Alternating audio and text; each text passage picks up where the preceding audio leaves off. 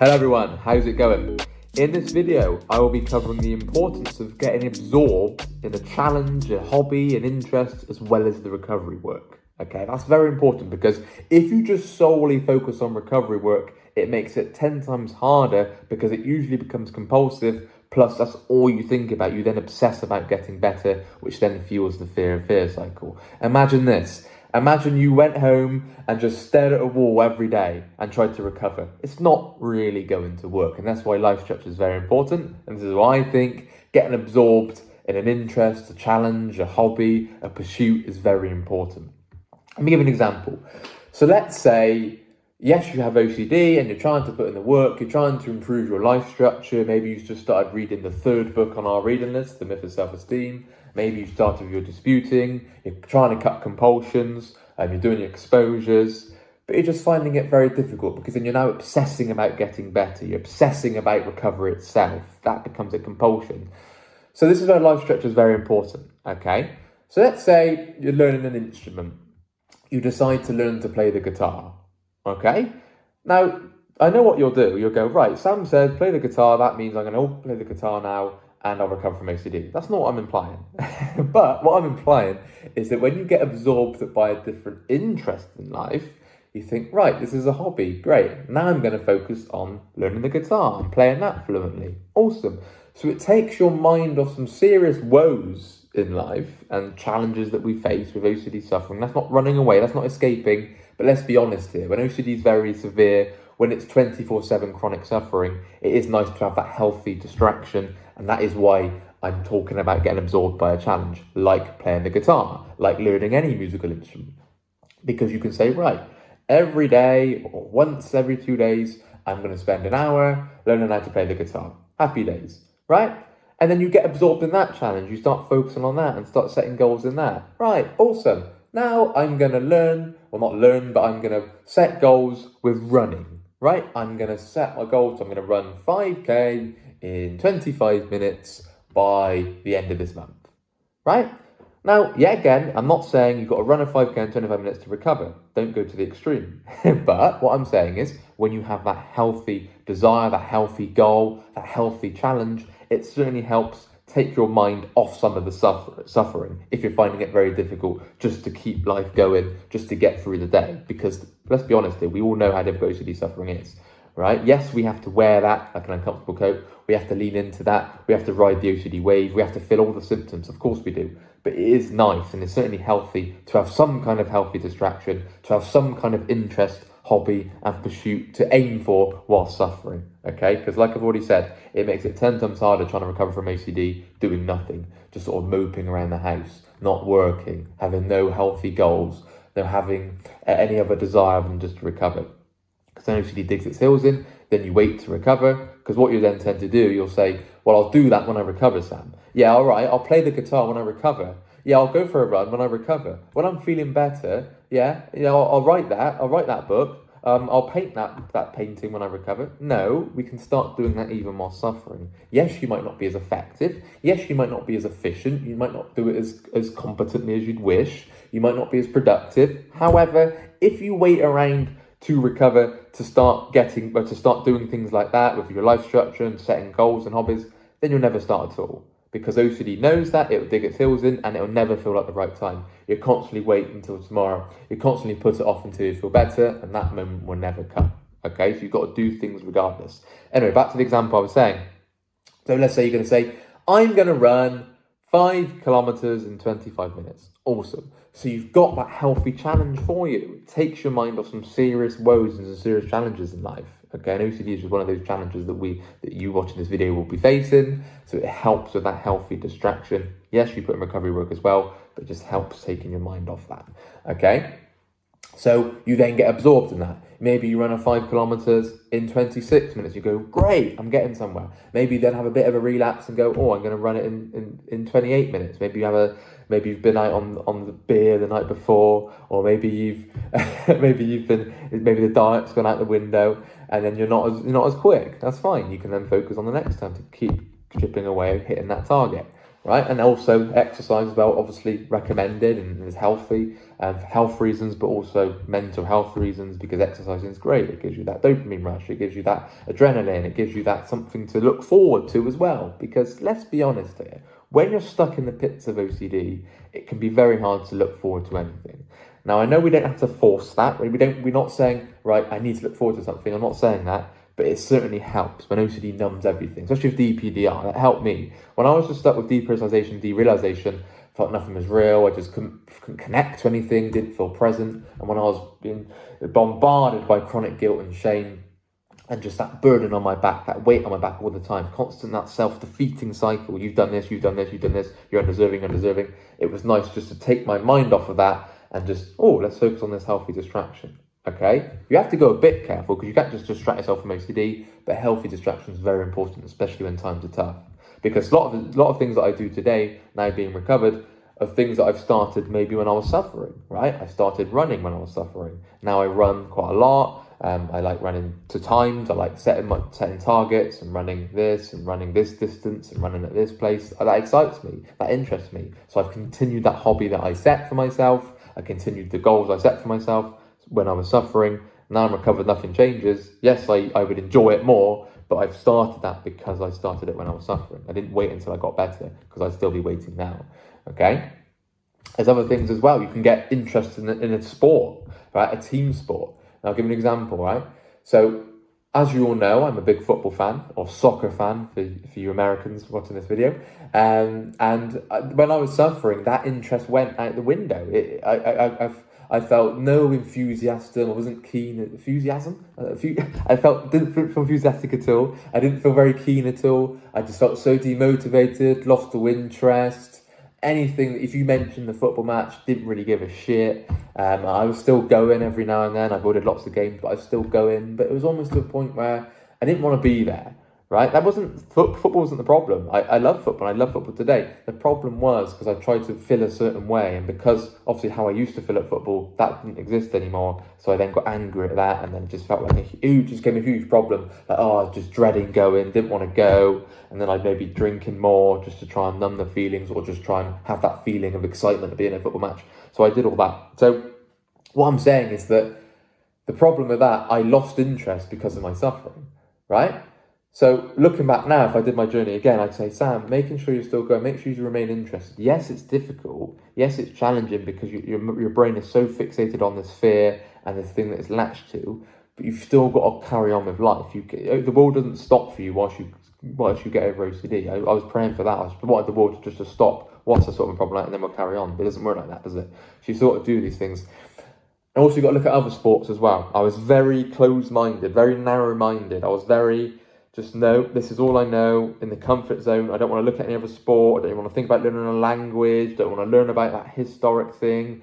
I don't even want to watch that TV series because that takes effort. I don't even want to read this book because that takes mental effort. I don't want to do any of that. All I want to do is just focus on what I know and then just stay in that comfort trap, stay in that safety zone. That's what I was doing, okay?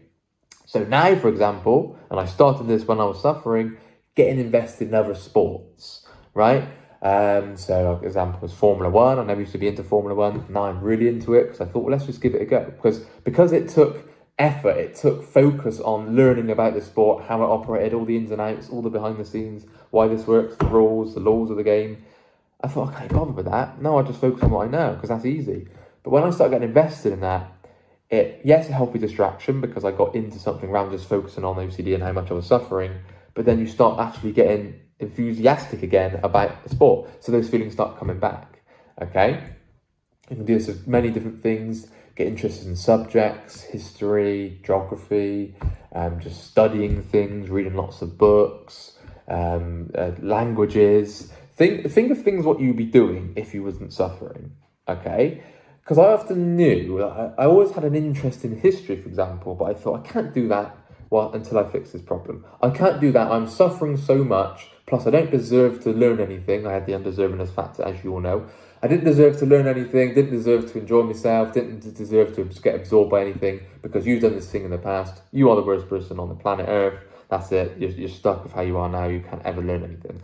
And I know that sounds crazy me saying that now, but that's almost how the internal dialogue was, because even just thinking about trying something new, going down a different avenue, whether that was my career, whether that was my interests, whether that what I was focused on, and whether that was just all kinds of different hobbies and pursuits, if you wish, and sport adventures or whatever, and just traveling places and vacations. Like, no, I'm going here because I know this place. I know I'm doing this because I know that. No, I'm only watching this film because I've only watched it 10 times before, and because I know it's funny, and because I know I'm in my happy place, and things like that. So what I'm saying here is, with OCD suffering, we get stuck in the cycle, we get stuck in the rut, we get stuck in this mental circle, if you wish, where it's hard to break free, but you get so comfortable suffering, if you wish. You get so comfortable just doing what you do and knowing what you know, and that's it. You don't want to expand your knowledge. You don't want to expand your hobbies. You don't want to look outside the box and go off the beaten track, because you just go, nope, this is what I know, and I'm suffering so much already, I can't even focus like that. But that was a big problem, and I always recommend people in coaching calls, and you have a one-to-one with me, it's just, let's look at other things in your life. What interests you? What music interests you? What sport interests you? What subjects interest you? What would you like to learn about? What would you like to hear about? What would you like to read about? Okay, because if you just sat, imagine this, right? I'm going to sit and stare at a wall, right? Imagine I just like this. Just, right, come on, Sam, you've got to recover from OCD. Right, okay, let's look at my beliefs. Let's look at what am I telling myself? How can I do that? Could you imagine that? You've got to get involved in life. You've got to engage yourself in activities, because otherwise it's so easy to avoid. That'd be a pretty funny picture, that'd be just staring at the wall.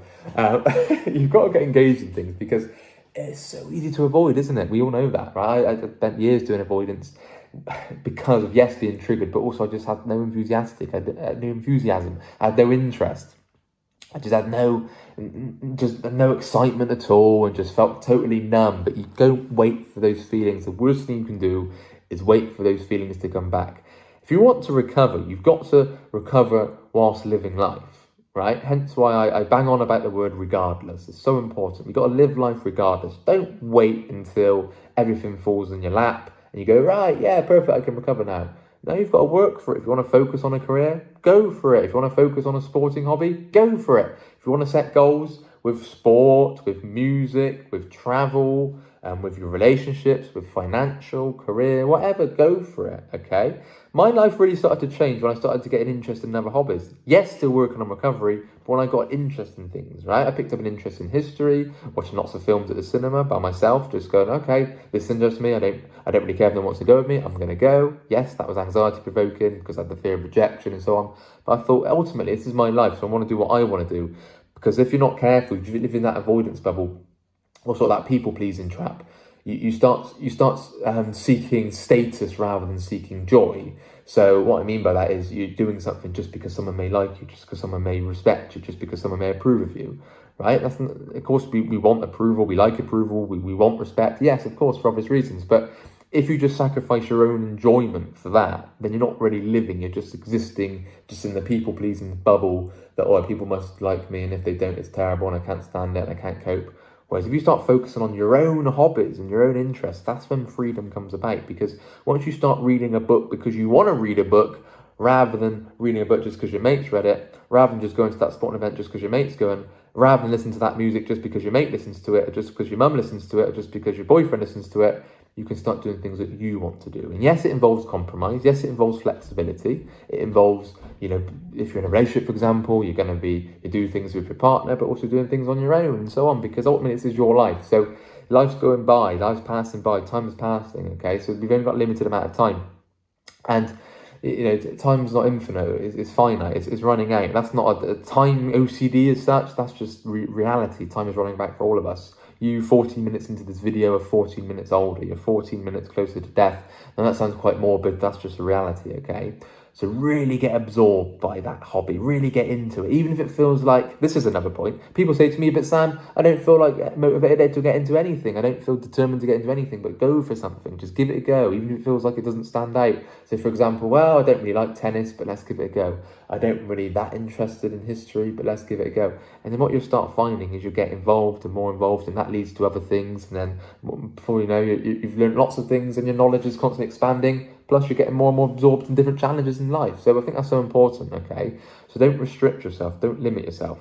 Because when we do that, you're making it 10 times harder to recover. I'd almost say you're making it impossible to recover, because I don't know anybody who just recovers and just stares at the wall, right? People who have robust recovery, like us coaches here and people that we're coaching who are doing excellently well and even recovered, they tend to have a very good life structure. They tend to get involved and engage in certain things and activities, and they're just living life. I love it when I'm on a call and someone tells me how much they're living life. I'm thinking, that's awesome. That's really, really good. They're not letting OCD hold them back anymore. They're not letting their mental disorder holding them back anymore. They're really going for life regardless. And then before they know it, they're actually enjoying these things that they were putting off.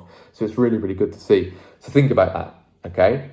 Get absorbed in all different kinds of challenges, interests, hobbies, trial and error. If you want to try something, doesn't really work, you can always give it up and try something else, right? Ultimately, the last thing I want is you giving up everything, avoiding everything, not doing anything, and waiting to recover and staring at a wall and going, right then, come on, recovery, where are you? I'm waiting, come on. It won't work. It doesn't happen like that, okay? So think about what I'm saying. Get engaged in something, get absorbed in something. Leave the comments, the things you're absorbed in now on the recovery journey. I want to hear someone's learning a language. I want to read someone who's got into a sport they didn't know much about. I want to hear somebody's picked up a topic or picked up a subject or maybe studying something, and now they're studying, maybe they're getting a degree in it or something. Maybe they've taken it to university or something like that. That's what I want to see. That's what I want to see. That's what I want to read about. Rather than just, come on, this is shit. I hate the anxiety. I hate the panic. I hate the guilt. Come on, I want recovery. You've got to start living life, and then yes, still work on recovery, but you're giving yourself the best chance. You're putting yourself in the best position to actually recover when you get absorbed in all kinds of challenges and hobbies of life. Okay, so important. I cannot highlight that enough. Things really started to change for me once I indulged in hobbies and interests and really got into it, and healthy distractions and so on. Okay, if you're interested in one-to-one calls, please email phil@ocdrecovery.com. Please leave a like if you like this video, and leave the comments for hobbies you've been getting interested in and getting pursued in and really getting involved in since the recovery journey, or that you're going to start doing now since watching this video, I hope. Anyway, you take care and we'll speak again. Bye-bye.